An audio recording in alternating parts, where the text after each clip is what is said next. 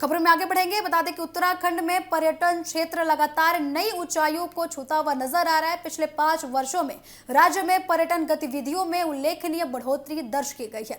वर्ष 2021 की तुलना में विदेशी पर्यटकों की संख्या में करीब 17 गुना वृद्धि दर्ज की गई है, जबकि घरेलू पर्यटकों का आंकड़ा 6 करोड़ के पार पहुंच गया है। इन आंकड़ों से साफ है कि उत्तराखंड अब देश के साथ साथ विदेशी पर्यटकों के बीच भी तेजी से लोकप्रिय होता जा रहा है।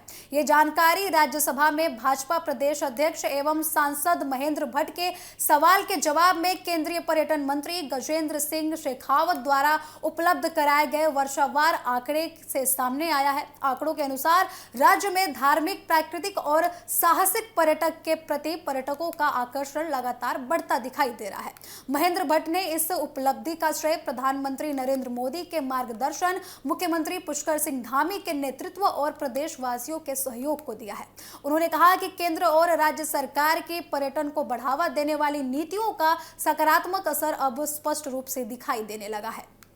चार धाम यात्रा, धार्मिक पर्यटन, एडवेंचर टूरिज्म और बेहतर बुनियादी सुविधाओं के कारण उत्तराखंड में पर्यटकों की संख्या लगातार बढ़ रही है। उन्होंने कहा कि राज्य गठन के समय उत्तराखंड को पर्यटन हब बनाने का जो सपना देखा गया था, अब वो धीरे धीरे साकार होता हुआ नजर आ रहा है। सड़क, हवाई और अन्य आधारभूत सुविधाओं के विकास के साथ साथ पर्यटन स्थलों पर बेहतर व्यवस्थाएं उपलब्ध कराई गई हैं, जिससे देश विदेश से आने वाले पर्यटकों का भरोसा और भी ज्यादा बढ़ा है। महेंद्र भट्ट ने प्रदेश के स्थानीय लोगों के योगदान की भी सराहना की। उन्होंने कहा कि स्थानीय नागरिकों का आतिथ्य, पर्यटन और व्यवसाय से जुड़े लोगों की मेहनत सरकार की योजनाओं को और भी ज्यादा बेहतर तरीके से आगे बढ़ा रहा है। आपको बता दें कि उत्तराखंड को वैश्विक पर्यटन मानचित्र पर नई पहचान दिलाई गई है, ऐसा उनके द्वारा कहा गया है।